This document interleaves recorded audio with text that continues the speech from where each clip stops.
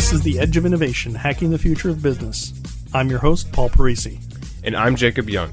On The Edge of Innovation, we talk about the intersection between technology and business, what's going on in technology, and what's possible for business. Hello and welcome to The Edge of Innovation. Today we're talking with Dan Frasier from Cornerstone Commissioning Inc. So what's the future of commissioning? You had said sort of these continuous commissioning, but what else is on the horizon for both your company as a unique entity, but also as commissioning in general? So I think the commissioning industry is moving in a direction of more sophistication, both with how buildings are designed and turned over to owners, but also how they're being used for how the commissioning services are being used to continually monitor and even control buildings better. And so the commissioning process, I think, is pretty mature now for construction of facilities and turning those over to owners. The biggest area for growth that I think right now that's happening in the industry is the continuous commissioning. And that's something that we're just starting to get more heavily involved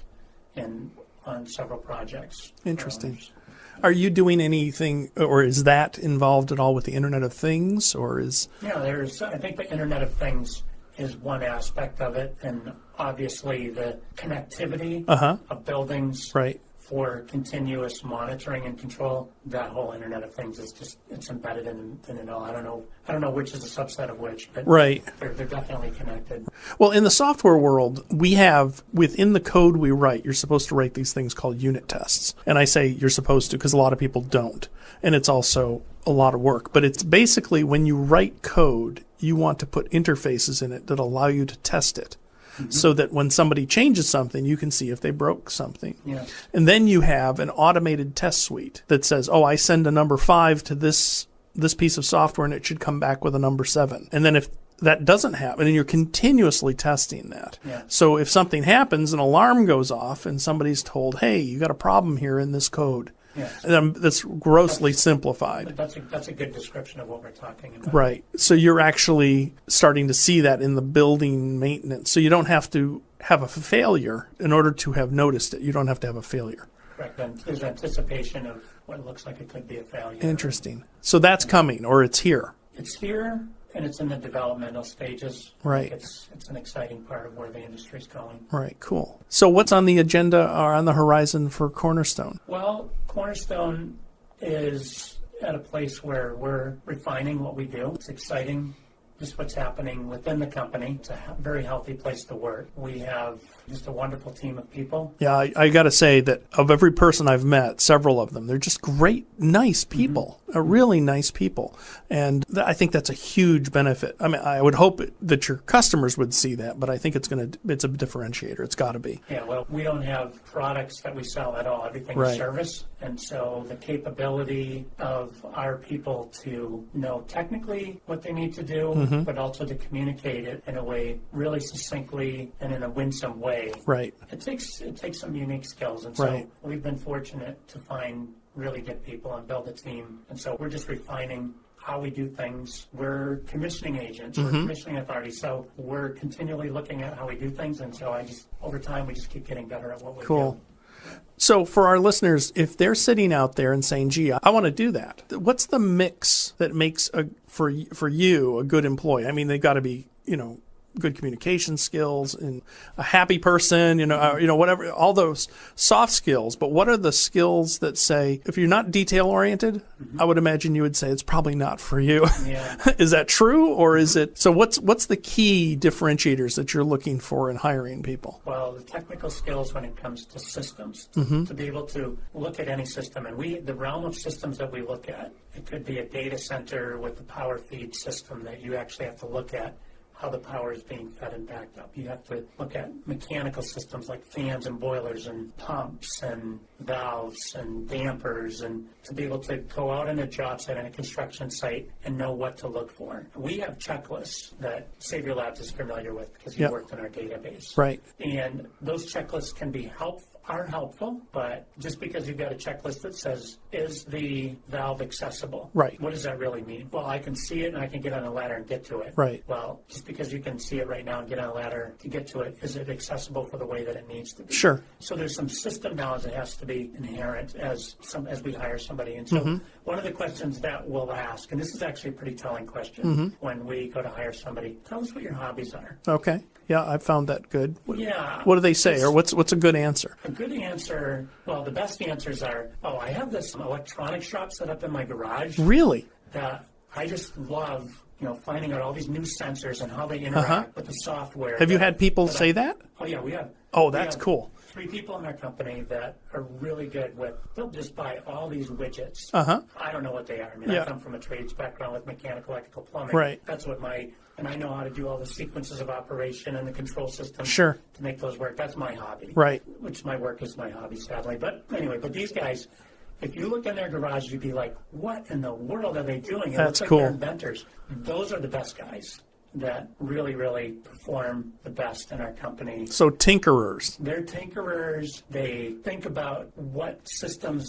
components go into a system to really make it work with high performance. Interesting. And they'll go to a job site and they're like, what in the world? Why did somebody actually do that? Yeah, I know. And you're like, 80% of the jobs you see, that's what they do. They're like, not in my job, they're not going to do that. Right. And so there's that part of it. And then there's the part of how you interface with the contractors. When you see something that's not right, we don't just say, who did that? Why did they do that? You say, I want to talk with you about this. I'm looking at the system. I don't understand. I don't understand, or this is what I'm seeing. Yeah. I just want to talk through what's on the drawings and what's up installed in the ceiling there, because I think there may be a different way to do that. Right. So it's a conversation as opposed to an accusation. Yeah. You don't get bright lights and shine it into them. Yeah. What are you doing? Yeah. Interesting. Do you need a website that actually works and is easy to update? Savior Labs is a Boston web services firm that cares for your business and your team. We solve problems so you can focus on what you do best. Just follow the link in the show notes and enter code WEB1 for more information. So let's get into this question. A lot of people ask, they want to start a business. I was just at Enterprise Center at Salem State, and they're having a business plan competition and helping mentor some people there. And a very key and telling question is, why do you want to start a business? And a lot of them don't have any good answers. And that's okay. But that may mature. And I know for myself, that's changed over time. What motivated you to start a business? So there's 2 questions. What motivated you to start it? And then why do you continue it? Because I know it's not easy. It's work. It's hard work. Owning your own business, I like to say, is every Monday morning you wake up, you're unemployed. Because if you don't get up and do the work, nobody else is going to do it. Yeah. And as we grow businesses, hopefully they have some sustainability, but still that driving passion for the owners is there. So why did you start it? Was there any other intangible reasons? I can understand. I want to do good. I want to work hard. I want to make money, all these things. But tell me about that. So when Lois and I started the company, we both come from... Well, who's Lois? So Lois is my wife. Okay. And my business partner. Okay. She and I have known from probably not too long after we got married that we eventually own a business together. Really? That's unique. So you had it, was it... It was built into us. We come from multiple generations of business owners. Her family as well? Yes. Okay. What kind of businesses did they run? They had a florist business that was always in the agricultural. Okay. Her brother's taken that, and he's a landscaper. Okay. So, but now that's 2 very different things: trades, building, and florists. Yes and no. It's still a lot of work with your hands. It's absolutely. Machinery. But how did you land in the middle? How did you come to saying we're going to do this commissioning thing? Obviously we heard why. Yeah. You observed it, but was it? How do I want to say this? You knew you were going to start a business. Why didn't you open a yogurt stand or an ice cream store? Yeah. Well, I just know that with my experience, my talents, my passions. And those all need to align. Right. If you're going to start a business, just because experience, talent, and passion is there. Yeah. If I really like cake, I want to start a cake store. I really need to have a lot of cakes being sold and made. Right. In order to make cash flow work. So I knew cash flow had to work. And having grown up in a family business, my dad would let us be involved with different aspects of the business every summer growing up, and that was hugely valuable. But I knew that cash flow was king. Right. But the other part of it was that for Lois and me, business had to be a lot more than just the business. It had to be about building relationships, having an impact on not just the people we employed and not just our clients, but to have a bigger picture view as Christians, as believers in Christ. We wanted our business to have an impact for Kingdom of God. And so we said this business, when we set out, this business is going to provide for families, but it's also going to provide for ministries. It's going to provide for things that are ailments of society. It's going to deal with people out there who have needs. And so, as an example, Lois she'll pray, God, bring people to our door, to our phone, and to our computer, and that gets answered. And it's amazing, even through the business, how much that has happened, how we've interfaced with people all over the world. But it's really been a huge blessing, and I know that a lot of our employees see the kind of things that we've been involved in and are encouraged by how some of the profits are used in our company. So why did you choose to go into a business that was a really consulting company, right? Wouldn't you say? Yeah. Everything you bill for, you have to work for. Yes. Is that true? Yes. For Cornerstone? A florist has scalability because the flowers die, so we got to replace them. And I can have one person supply a lot of flowers. It's different than consulting or professional services. Yes. I'm in professional services, so if I don't do the work, we don't get paid. If my people don't do the work, we don't get paid. Have you ever thought about that? Is there some way that you can make something that you can sell, like flowers? We're an hourly kind of company, and we scale by adding employees. It's not that we don't want things to be scalable. That would be nice, and there are different ways that we've been able to scale some of the things that we do, but nobody in our company reports to a common office. Everybody works out of their house. How long have you done that? Since we started the company. Really? Because that's really forward thinking. Yeah, we've never had, and there are people in the company that say, please don't make me come to an office. Yeah. We'll meet on construction sites, coffee shops. We're very effective. We're very connected. We communicate a lot so that we don't have to go to an office. Right, but that's we do own an office building, but we have tenants that rent that interesting. space. Okay, it works really well, and it really helps too with the balance between work and family. You hire people that you know can have the discipline to work from home. Right. They get things done well. Yeah. And they have very healthy families because they're working from home. So it sounds like you have a passion for not just creating a business that its bottom line is measured through profit. You want to measure it through some of these other attributes like the health of a family. I've always said we don't live to work, we work to live. And I think that sounds like what you're doing is you want to provide a way that people can work. Yes. Work well and hard and good so that they can ultimately live, not the other way around. So I think I think we're seeing more of that in corporate America. That's right. But I'm amazed that you've been doing the work at home since 2001. Yes. Now, when in 2001 did you start it? In July, and then... That must have been a painful fall. Yeah, it was. It was interesting. Were you thinking, what did I do? Did I make a mistake? Because of 9/11. Because of 9/11, actually. So Cornerstone is one of the few companies that ended up growing as a result of September 11th. Interesting. And it's not a pleasant thought. Sure. That's true. Why? Something happened around the same time as September 11th, and that was the anthrax situation. Oh, okay. Yep. And those two things ended up fueling a lot of federal funding towards bioterrorism and chemical terrorism. Interesting. We've ended up doing many projects related to. We got hired by the federal government. I see. To be on review boards for grants that were used to fund a lot of biocontainment facilities all over the U.S. Right. And there's been a significant biodefense effort worldwide. So Cornerstone's done work in former Soviet Union and Singapore and other places where that whole thing with the anthrax and September 11th. But you didn't, maybe you did, tell me. Did you perceive that would be happening in September, October, November, December? So there must have been sheer panic at that point. I mean, I know the business I was running at that time, all of our work stopped. Everything. Yeah, I didn't have any panic. I was still working for a former employer. They asked me to stay on working for them as long as I could as I was starting my company.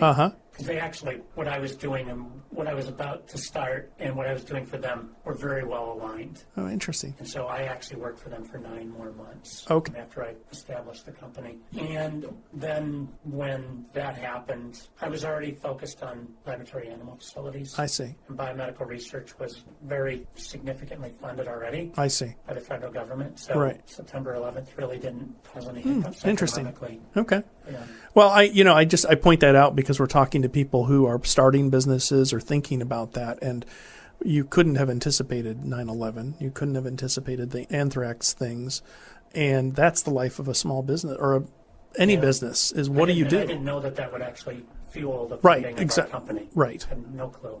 Was there anything else you want to cover? I'll just say, if anybody wants to start a business, just know that it can be very rewarding, but oh my goodness, there are a lot of nights the first few years where, I just had all-nighters, and it continues to be after 16 and a half years of being a business. Right. It's a heavy load, but it can be very rewarding. Yeah. It's the hardest thing I've ever done. Yeah. Yeah, it's hard. It's hard. So, but hey, we all do it. So we're either crazy or the rewards are worth it. It's a lot of fun though. It is a lot of fun to make something out of nothing. And it is very rewarding. And the people part of our business is probably the most rewarding. Yeah, I agree. Getting to know clients, building up a staff of people who just get better and better over time, Right. and having a focus on the culture of the business, Right. has been some of the most rewarding parts of having this. Well, we've been talking with Dan Frasier of Cornerstone Commissioning, and we're really delighted that you took the time to come in today, and look forward to talking in the future. Thank you, Paul. This has been a pleasure.